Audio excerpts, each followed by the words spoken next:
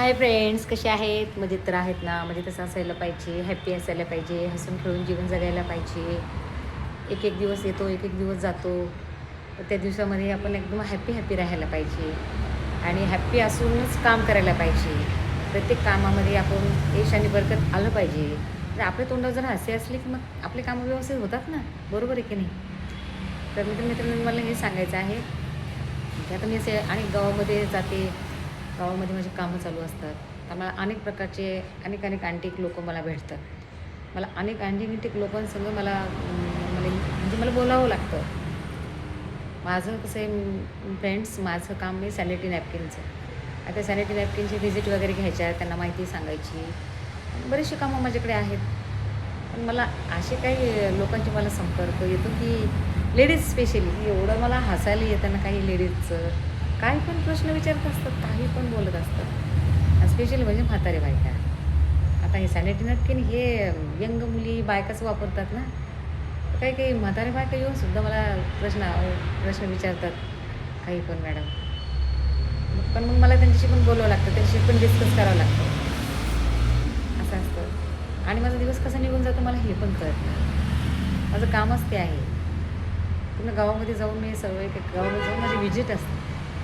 त्यांची डिस्कस करते, बोलते आणि मी इकडनं निघाले, मला असं वाटतं आता कोणीतरी माझ्यासाठी थांबलेलं, मला बडबड करायची.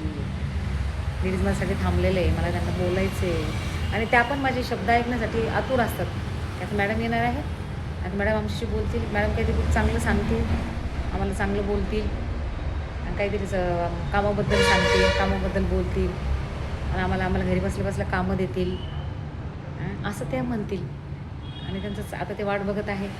1-2 जणींनी मला कॉल पण केलेला आहे. तर ऑन द वेच आहे, मी निघालेलीच आहे. एक पण दिवस मला चुकत नाही की मला कोणाचे फोन येत नसतात. मला सारखे फोन चालू असतात, मला जावंच लागतं.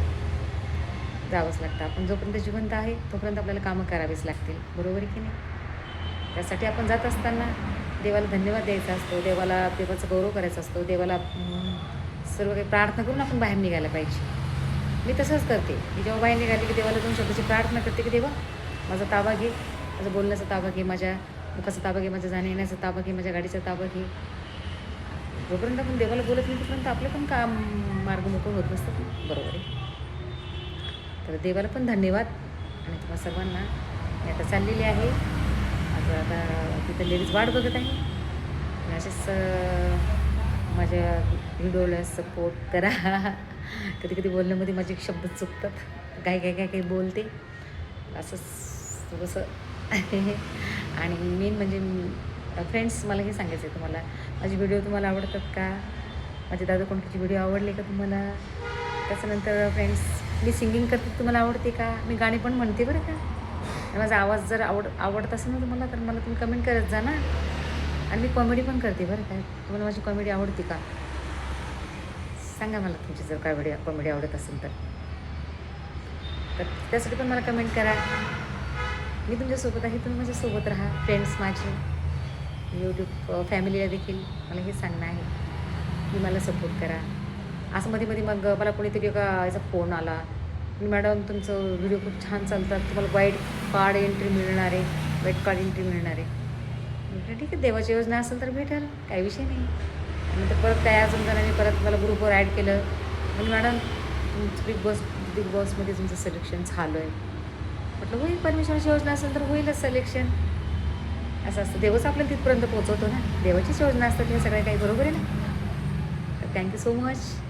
मग सर्वांना सपोर्ट करा, सोबत राहा. Okay, bye bye.